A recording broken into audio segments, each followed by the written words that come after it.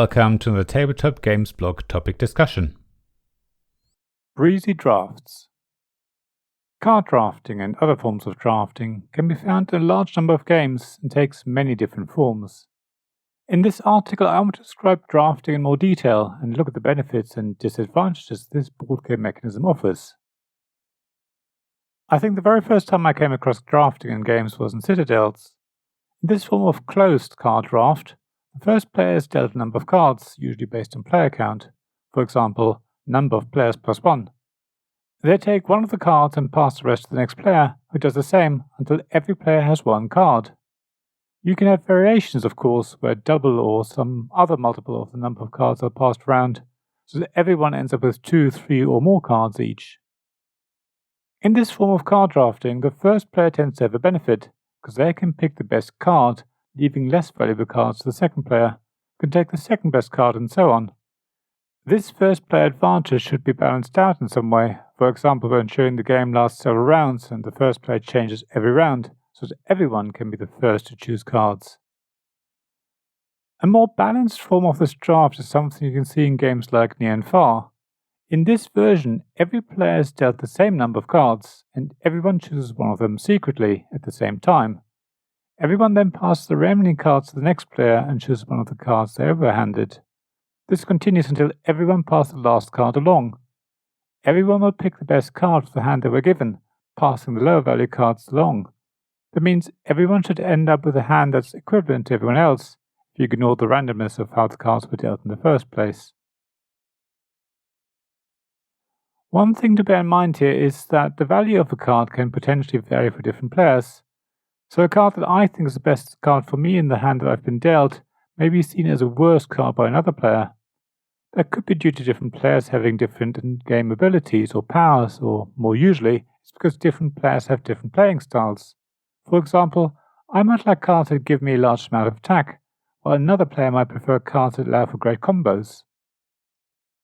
I think drafting is mainly about mitigating luck, or rather bad luck, at least for the forms of drafting I've described so far.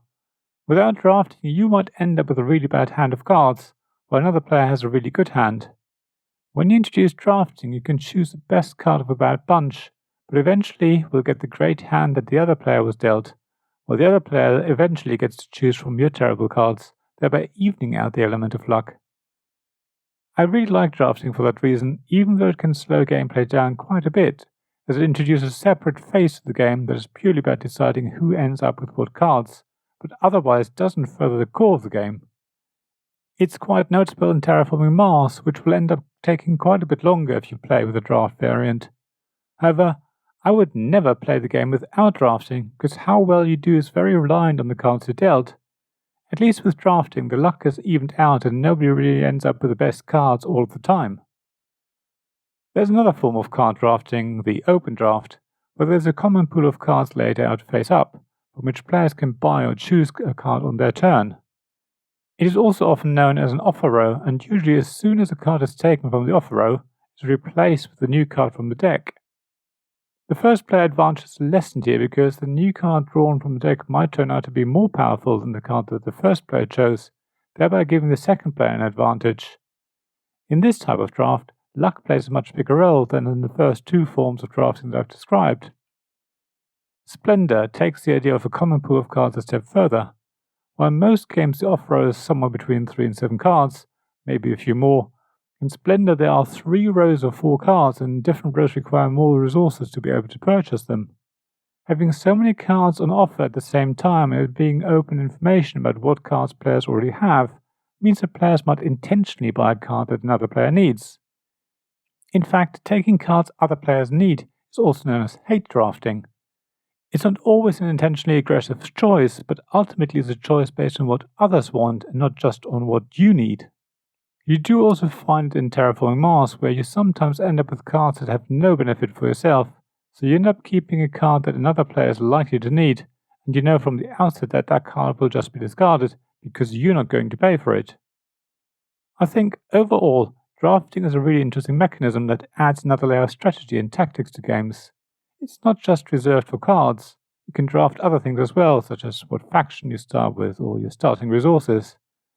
Drafting doesn't add an extra phase to the game, it does slow things down, at least to some degree, and it does feel like a mini-game within the main game, but at the end of the day it usually balances out the luck of the draw and gives players another thing to think about. How about you? What games that use drafting have you played? Do you like drafting? I would love to hear experiences, so please share them on the blog at tabletopgamesblog.com. Thank you for listening to this Tabletop Games Blog topic discussion podcast. Please check the description below for links mentioned in this episode, as well as to the written version of this article on the blog. If you enjoyed this episode, please subscribe, give us some stars or leave a review.